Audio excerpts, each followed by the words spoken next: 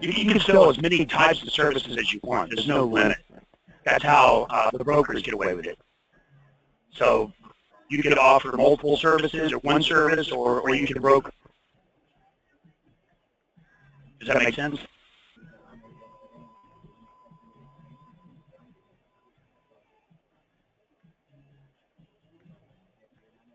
Can you guys still hear me okay? Yeah, but there's a really bad echo.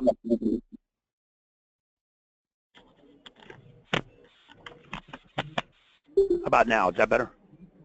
Absolutely. Yep, way better. Much better. Okay. So yeah, you're not limited to the number of types of products or services you want to sell. You can sell multiple products or services. You can broker anything you can get your hands on if the contract's not a brick and mortar. All right.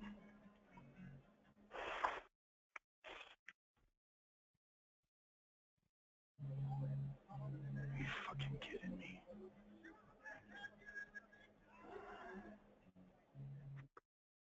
Can you hear me now? Yes. Okay. I thought the phone disconnected. It was the other phone that I'm not dialed on the phone like normal. Sorry, guys. Okay. So you just said, just to recap, you said the contract is not brick and mortar, so that therefore I can sell goods and services. I can diversify as I choose. Yeah, you can sell whatever you want. As long as the contract's not brick and mortar, you can sub it out. So, I mean, that's how TV Guy makes his living. He sells anything he can get his hands on. Household waste treatment, septic tanks, petroleum, landscaping, rental properties, natural gas, coffins. He sells anything he can get his hands on. As long as the contract's not what's called a brick and mortar, which means you have to have a physical office in the service area. And a lot of times brick and mortars, you're only allowed to sub out a certain percentage of, or not allowed to sub it out at all. Okay. Okay. Okay. Anybody got a bid or solicitation proposal we want to work on today, or anybody else have any other questions?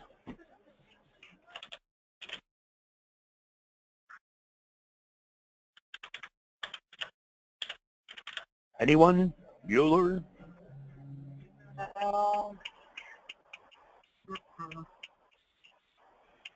Right, want to split a pizza with me? Sure. I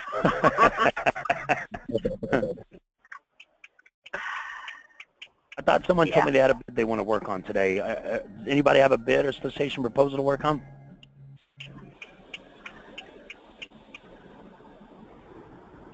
No? Anybody else has any questions? I literally just got started, and okay. I think this is my second call, and I'm waiting for the paperwork. I'm waiting for case manager to contact me. So I'm just gathering information, listening in to learn, and you know, I'll have more questions when I get more information. Sure.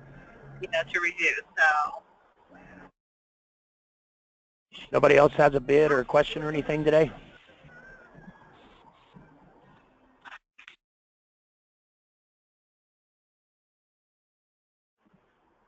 Looks like there's a few people that are in, but they're not in on the audio yet. So I'm going to go ahead and I'm going to leave the meeting going for a little bit longer because it's only 10 after, and see if anybody else joins. But I'm going to stop recording so we're not sitting here with dead air. And anybody wants to stay on, great. If not, you guys have a good day, and I'll see you tomorrow. All right, thanks so much, John.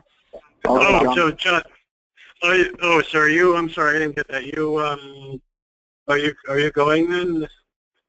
No, I'm going to leave the meeting open because it's only 10 after, and yeah. I had like 30 people said they want to get on today, so I'm going to leave it open, see if a few people have, maybe they're having problems getting in, or they're just busy and couldn't get in right away. Yeah, sure, yeah, that's fine. I have a question.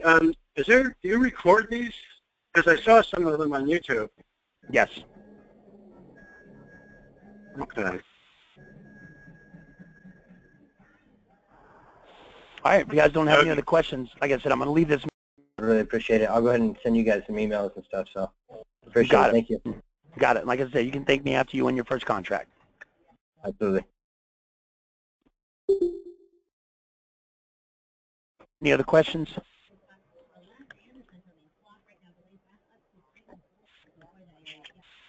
Anybody have a bid or proposal solicitation you want to work on today?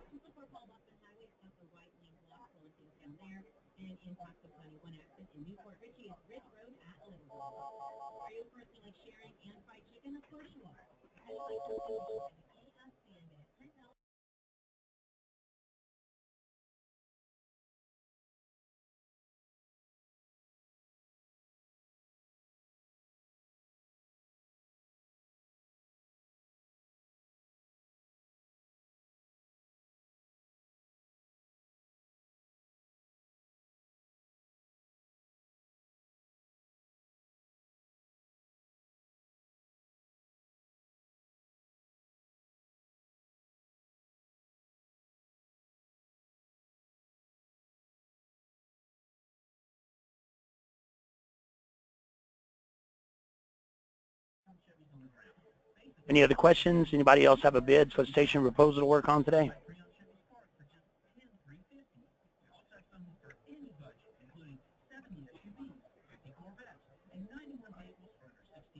All right, I'm going to give it about 10 more minutes, so right around 4:30, and if nobody else joins, I'm going to go ahead and shut the meeting down for the day.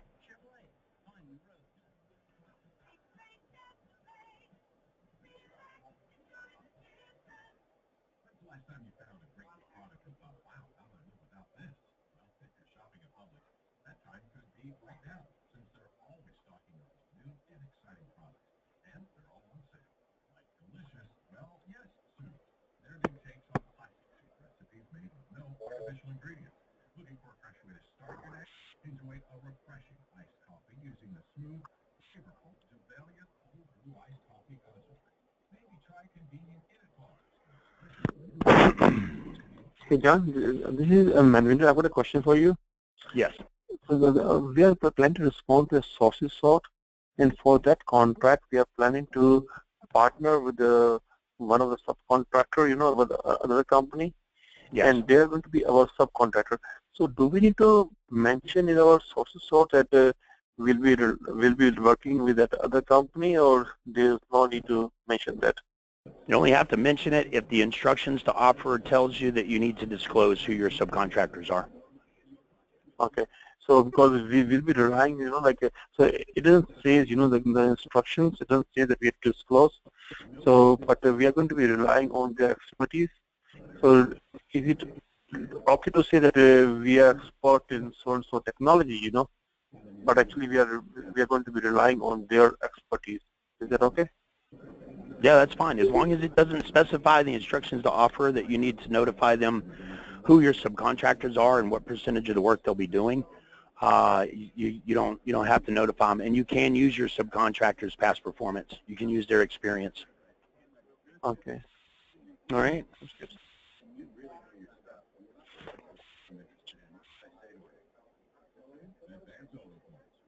Any other questions? Anybody else have a bid or proposal solicitation work on today?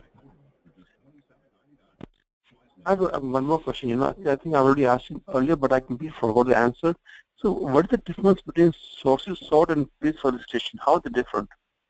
A sources side just means they're looking for sources. They're not putting it out for bid yet. And then a combined synopsis solicitation means it's out for bid. Okay, and the pre-solicitation, what does that mean? Same thing as a sources side, pretty much. Okay, same thing. Okay, so there's no, so these are like the same terms. They mean pretty much an RFI, request for information, a sources sought, interested vendors request, pre-solicitation. They're basically all the same thing. They're leading up to the actual solicitation. Oh, I see. Okay. Hey John, I have a question just to piggyback on that for the pre-solicitation. Yes. Do you recommend that we actually use the button where it says add me to interested vendors? There's only 2 times when I'm working on a solicitation, there's only 2 times that I'll put myself on the interested vendors list. And I can actually show you. It's easier to just show you than try and explain it.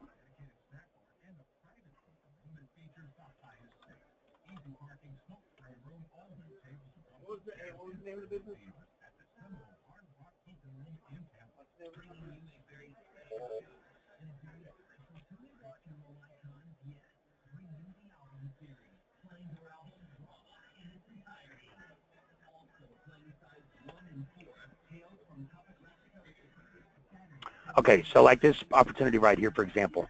Sometimes, see the interested vendors list up here, the link? Yes. Sometimes that link is not there. You see the notice details, you'll see the packages button, but you won't see this third button or link or tab, whatever you want to call it. In that case, there's still a add me to the interested vendors link down here. If that's the case, then it's what's called a blind list. Only the federal purchasing agent can see it. And if that's the case, yes, I always add myself when it's a blind list because only the purchasing agent can see it. Nobody else can. The only other time I add myself to the interested vendors list is if the federal purchasing agent instructs me to. The reason why, let me get logged in here. The reason why that's the only time I add myself, those two exceptions, when the list is blind, or if the federal purchasing agent tells me in the synopsis, excuse me, in the synopsis they say to add myself to the interested vendors list, or in any of the instructions to offerer or any of the documents, etc. The only two times I add myself. The reason why is because when you add yourself to the interested vendors list, you're making it publicly known to anyone that you're an interested vendor, which is not a big deal. Okay, I get some people, I never add myself to the interested vendors list because I don't want my competition to know what I'm doing. If you want to play James Bond 007, whatever, if that floats your boat, find your lost remote, go for it. The reason why I don't do it is because I teach people how to use this system to get names and phone numbers of people that you can reach out to and market yourself to. And there's people that take the information off these lists and they put you in spam databases where they send you a bunch of crap through your email. So every time you add yourself to an interested vendors list, you're increasing your chances of getting more spam, having more people call you to try and sell you stuff you don't need.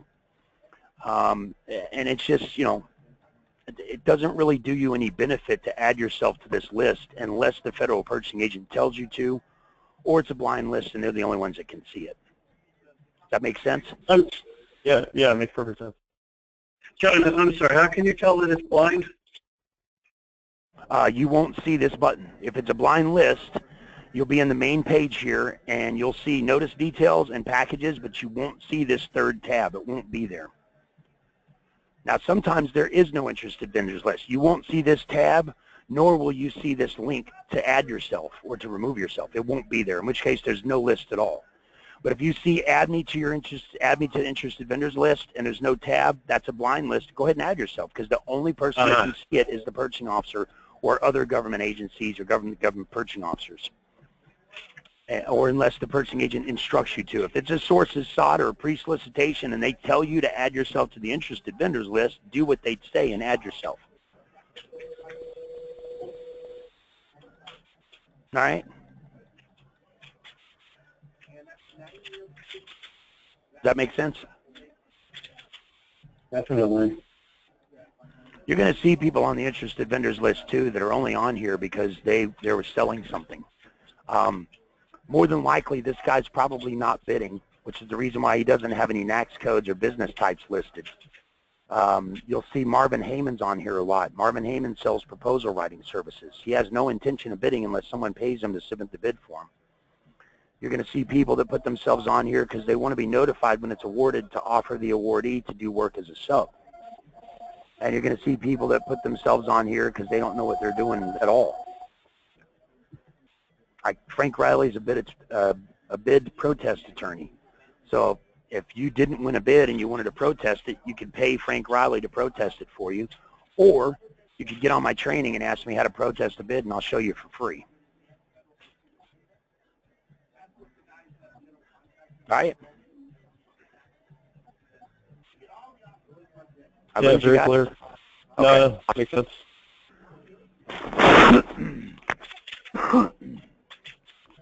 Anybody else have any questions?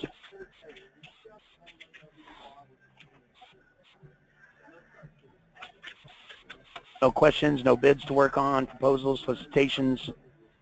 Nobody wants to split a pizza with me. I'm not feeling the love. Share it. Well, it's 4:30. If there's no other questions or no one's got a bid to work on today, I'm going to go ahead and shut the training down for today. I'll be back here tomorrow, same bad time, same bad channel. If you want to get on, email me early. If you want to work on a bid, send me a copy of the solicitation number early. And I will see you guys. Great, thanks, John. All right. Thanks, John. No problem. Thank you, John. You got it. We'll talk to you then.